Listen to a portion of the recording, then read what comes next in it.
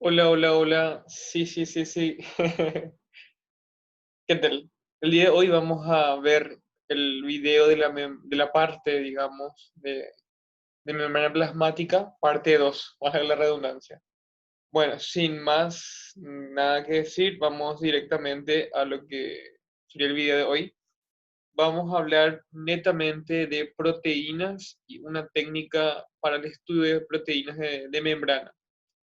Cuando hablamos de membrana plasmática, tenemos que recordar que son muy importantes porque recubren a la célula o forma parte, digamos, de, de esa estructura que separa, que delimita el citosol del espacio extracelular de la célula, justamente, ¿verdad? Como ya dijimos en el video anterior. Las estructuras propiamente dichas de la membrana, ¿verdad? Están conformadas por fosfolípidos por una parte y por otra parte por las proteínas.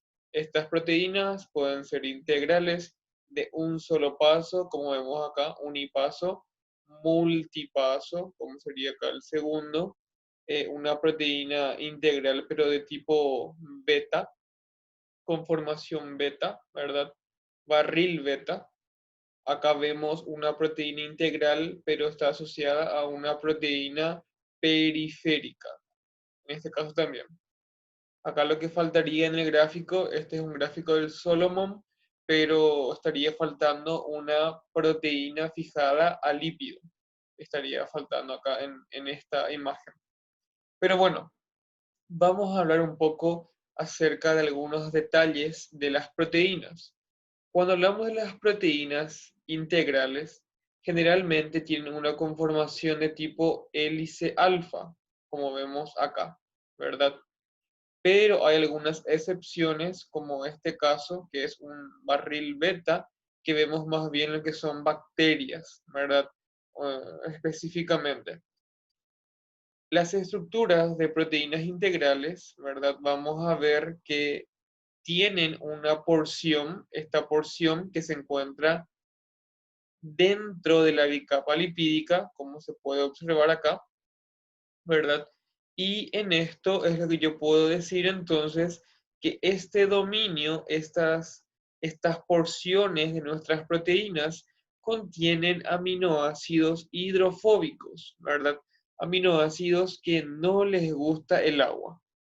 Y estas porciones que están por este lado y por este lado, por fuera de la bicapa lipídica, van a tener una predominancia de aminoácidos justamente hidrofílicos. Entonces repetimos, acá aminoácidos hidrofílicos, acá también aminoácidos hidrofílicos. Le va a gustar el agua. Pero en esta porción hay aminoácidos hidrofóbicos en predominancia. Estas proteínas, como las estamos viendo acá, ¿verdad? Siempre van a estar una porción, en este caso, mirando hacia lo que sería el exterior de la célula hacia el espacio extracelular y otra parte mirando hacia el citosol, citoplasma de nuestras células, ¿verdad? Inclusive las proteínas integrales podemos ver que van a estar, digamos, glucosiladas, van a tener siempre o algunos casos oligosacáridos asociados, pero siempre hacia el exterior de lo que serían nuestras células. Los oligosacáridos, para hacer, digamos, como un entre paréntesis de, de esta explicación, son grupos, asociaciones de azúcares no tan largo, sería aproximadamente de 3 a 15 azúcares nada más, en donde le va a estar proporcionando gran cantidad de carga negativa y eso a su vez atrae lo que serían moléculas de agua, cargas positivas, ¿verdad? Hacia la posición, digamos, de estos azúcares, para que se entienda más o menos cómo va la cosa. Cuando nosotros hablamos, por otra parte, de lo que serían las proteínas periféricas que tenemos acá, en este color más rojizo que nos muestra, estas proteínas interactúan con las proteínas integrales, ¿verdad?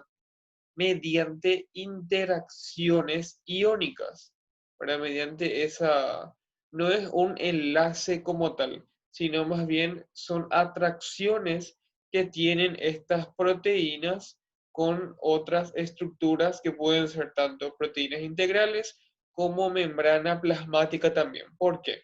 Porque como les acabo de mencionar, estas interacciones, estas atracciones van dependiendo más bien de lo que serían las cargas. Cargas que pueden ser propias de algunos fosfolípidos debido a su segundo grupo polar. Lo vamos a ver la próxima semana en cuanto a fosfolípidos o en cuanto a aminoácidos polares con carga que tendrán estas proteínas, ¿verdad?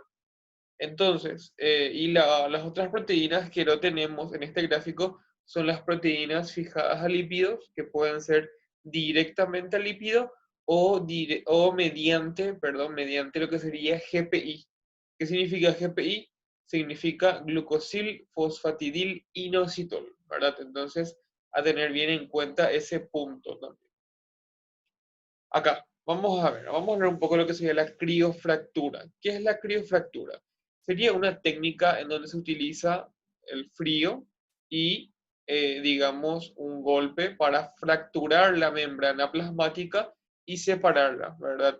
Tenemos entonces acá a nuestra célula, la vamos a congelar mediante nitrógeno líquido, también se puede usar propano, dependiendo ya el tamaño de la célula y cómo voy a estar, digamos, trabajando con esta estructura.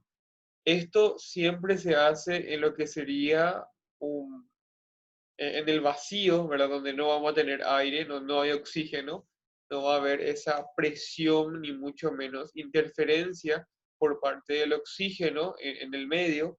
Y después se realiza un golpe frío donde es como una especie de golpe contundente para digamos, eh, golpear, vale la redundancia, a este bloque de hielo y de esa manera romper también la membrana plasmática e ir separándola, como vamos a ver acá. Acá la idea es que este golpe va a ir justamente realizando una, digamos, como una especie de fractura entre las bicapas lipídicas y esto va a ir corriendo la grieta de la fractura, así como la película de la era de hielo, ¿verdad? En el caso de esa ardilla, como recordarán, para que tengan como una especie de guía. ¿Y por qué es por qué esa fractura recorre entre la bicapa lipídica y no, digamos, de manera transversal en esta posición? Es de manera más bien horizontal y justamente porque en esta porción hay menos interacción entre las colas de ácidos grasos. Entonces, como no hay una fuerza o una interacción tan grande en esta porción de la estructura, se va a ver más facilitado para poder estar rompiendo y posteriormente separarlo. Entonces, vemos también estas proteínas, en este caso integrales de tipo hélice alfa que tenemos en nuestra bicapa lipídica, se van a ir quedando en una capa tanto protoplásmica en este caso o exoplásmica, pero va a depender de qué. Va a depender justamente de las interacciones que tengan estas proteínas en, en sus respectivas capas. Por ejemplo, yo podría suponer que estas proteínas que están en la capa P, en la capa protoplásmica o citosólica, tienen proteínas que son de anclaje al citoesqueleto que se encuentra por debajo de esta membrana plasmática, haciendo como un tipo de spoiler de información. Por debajo de la membrana plasmática tenemos normalmente a los filamentos de actina. También podrían ser anclajes con otros tipos de citoesqueleto, pero en la periferia de las células se ve más filamentos de actina. Y en el caso de la proteína que está en la capa exoplásmica, podría ser oligosacáridos que están asociados a otras proteínas, y de esa manera, como tiene una mayor interacción con esa capa, con esa hemicapa, se va a quedar justamente debido a esa atracción que tiene. ¿Se entiende? Entonces, con la criofractura yo rompo o golpeo, por así decirlo, entre las capas. Esta fractura se va a ir, digamos, creciendo, va a ir corriendo entre la bicapa lipídica de tal manera que se va a poder separar y eso yo lo voy a utilizar para lo que sería posteriormente observaciones que podría hacer con la técnica de, de esa réplica que se puede realizar mediante metales pesados y átomos de carbono. ¿Qué más podemos decir antes de terminar esto? Que las proteínas como tal, ¿verdad? Tienen unas funciones muy importantes dentro de las células porque realizan todas las actividades que podríamos estar imaginando. Cabe destacar que las proteínas, ciertas proteínas, necesitan de ayudantes que serían como sus cofactores, que dependiendo al tipo de cofactor, podría ser una coenzima si es una molécula orgánica. También digo que estas proteínas funcionan como canales proteicos que me van a estar permitiendo el paso de ciertos solutos por de fuera a dentro de la célula o desde dentro para fuera de la célula, que ya sería mediante un mecanismo pasivo o un mecanismo activo. Cuando me refiero a un mecanismo pasivo, me refiero a que no utiliza energía, pero si me refiero a un mecanismo activo, ahí sí hacemos uso de energía proveniente del deseo, que vamos a ver a qué se refiere con eso del deseo, que es una forma en la que a mí me gusta explicarlo mucho, o con lo que sería ATP, ¿verdad? La moneda energética propia de la célula, la adenosina trifosfato. Ok, entonces hay todavía mucho que decir en cuanto a proteínas, en cuanto a membranas, pero vemos también esto último, donde yo hablo de que las proteínas de membrana se van a ir formando en los ribosomas adheridos a la membrana del retículo endoplásmico rugoso, que se va a encargar de brindarle la orientación ya desde esta organela y ningún otro lugar se va a encargar, digamos, de modificar la orientación que va a tener esta proteína integral, como vemos acá. Esto lo vamos a hablar mucho más adelante en lo que sería el sistema de las vías de endomembrana, ¿verdad? Que es también muy interesante de estar mencionando. Pero lo más importante entonces es recordar que las proteínas son estructuras que van a estar formando parte de las membranas plasmáticas. Y algo bastante peculiar, que siempre y nunca debemos de olvidar, que estas membranas plasmáticas no son estructuras estáticas, son estructuras dinámicas, van a estar en constante movimiento.